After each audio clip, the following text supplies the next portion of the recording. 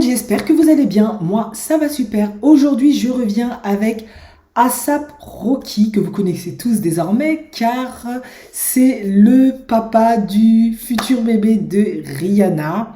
Et Rihanna, tout le monde la connaît, hein. Alors, pourquoi je voulais vous parler de A$AP Rocky? Parce que, en fait, je me suis penchée sur son profil psychologique. Et en fait, c'est un jeune homme que je trouve très résilient.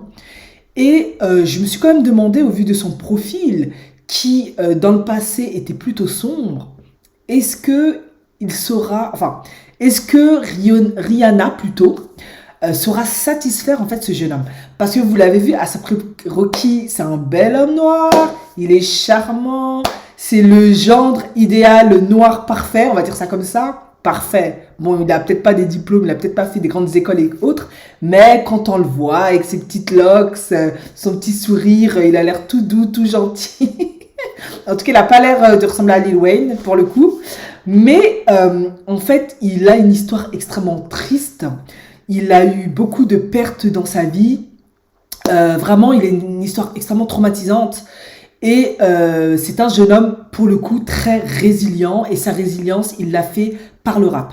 Alors, je vous ai déjà expliqué, si vous avez regardé ma vidéo sur le concept de résilience, hein, que j'avais fait sur Chelsea Christ.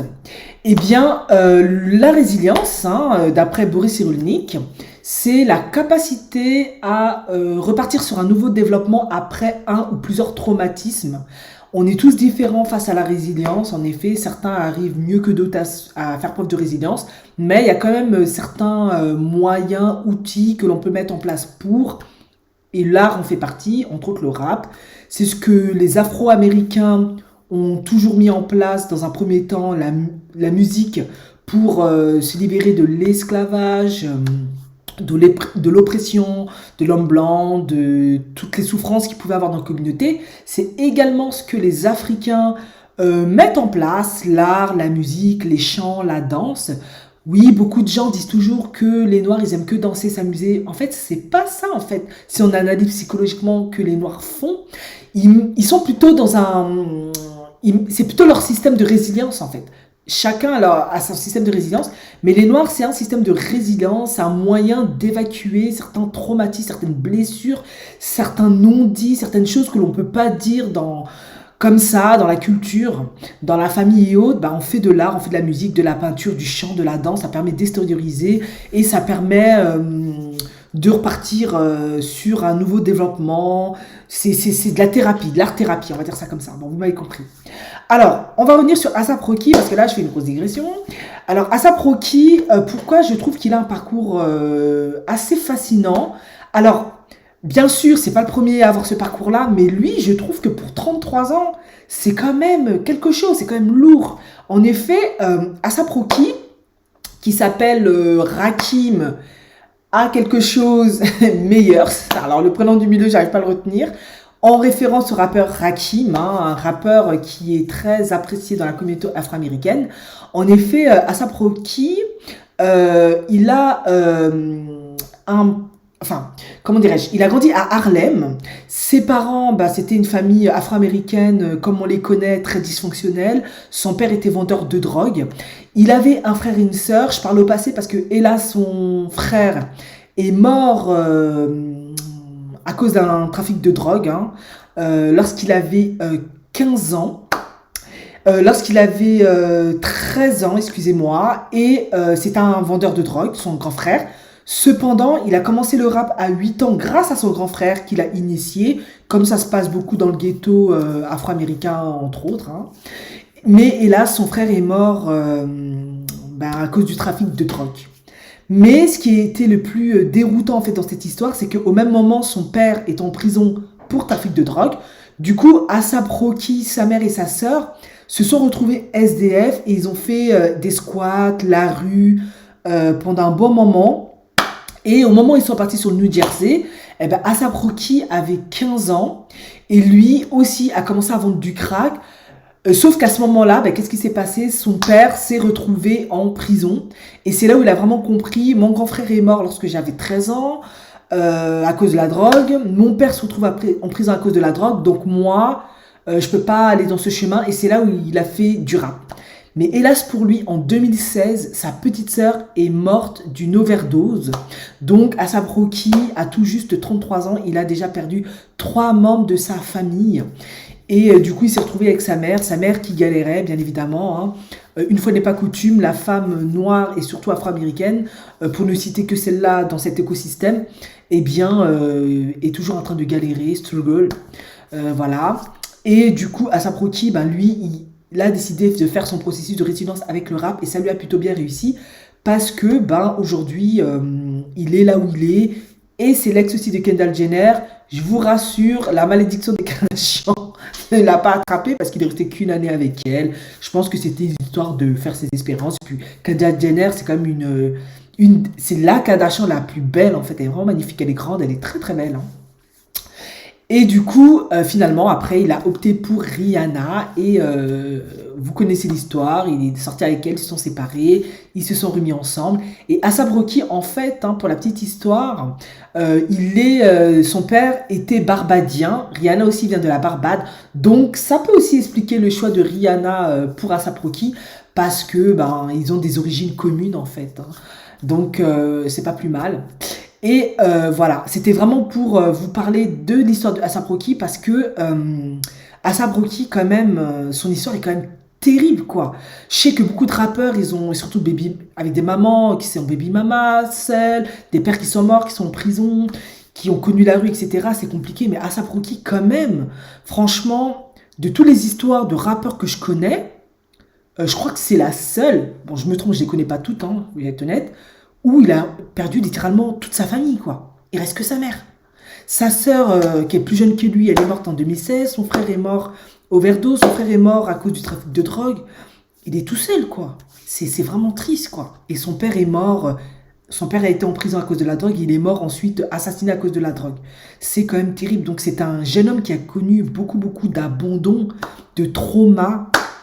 Et il a quand même réussi à s'en sortir. Maintenant, la question la suivante, c'est est-ce que à long terme, il va psychologiquement, psychiquement tenir? Est-ce qu'à un moment donné, il aura une rupture?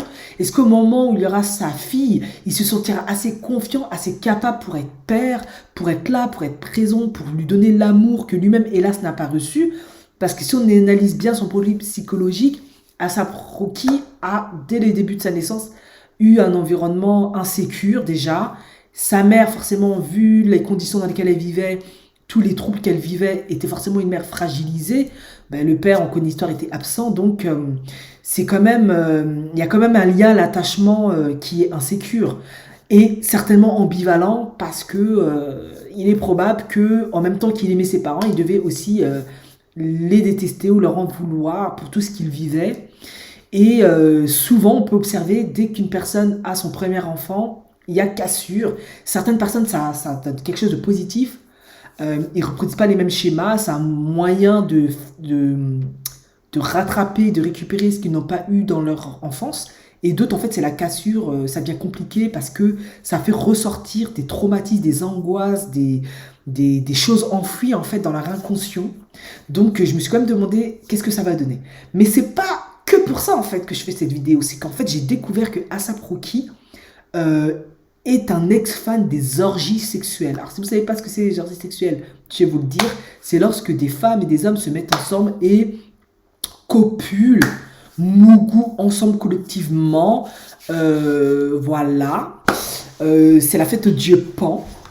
Ça, c'est... Ça... Enfin, bref. Voilà. Alors, qu'est-ce que A$AP Rocky, il explique par rapport à ses orgies? Alors déjà, il semblerait qu'il a eu déjà ce genre de orgie dans sa propriété de Beverly Hills. Parce qu'il a un lit qui, peut-être ça a changé maintenant qu'il a écrit Rihanna, qui était gigantesque, qui était customisé pour ça, et ce lit avait coûté 100 000 dollars, juste pour ses orgies. Alors, lui, qu'est-ce qu'il disait? Il disait, ma première orgie, je l'ai faite lorsque j'étais au collège, à 13 ans. Alors, si vous avez des enfants, allez vérifier qu'ils ne font pas la même chose. Non, je vous taquine. Mais c'est quand même terrible, quoi. Mais voilà. Famille dysfonctionnelle, pas de parents, bah, A$AP Rocky, il compense affectivement ce vide affectif qu'il n'a pas eu, ce besoin d'être aimé par le sexe. Ça, on a déjà vu, en effet, souvent des femmes qui vont se prostituer, ou je dis des femmes, hein, parce que je suis une femme, et il n'y a pas que des femmes, ou qui multiplient les partenaires sexuels. Souvent, il ne faut pas les condamner, hein, il faut toujours analyser psychologiquement ce qui se passe. C'est souvent parce qu'elles n'ont pas eu de valorisation, d'amour, elles n'ont pas été sécurisées affectivement, elles n'ont pas eu des parents qui leur ont donné l'amour, qui n'ont pas rempli leur réservoir affectif. Par conséquent, elles vont compenser par le sexe. C'est un moyen de remplir ce réservoir. Bien évidemment, vous l'avez compris, c'est une illusion et ça donne parfois des nymphomanes, des addicts sexuels, etc. C'est un besoin affectif, hein, il y a un vide affectif qui va être comblé. Donc lui, il dit, ma première orgie, je l'ai faite lorsque j'étais au collège à 13 ans. La première fois, ça s'est fait dans un appartement. On a pris l'ascenseur jusqu'au toit et une fois arrivé, tout le monde a enlevé son manteau. Il y avait genre 5 filles et 10 gars et on faisait des tournantes. Et il disait ça normal.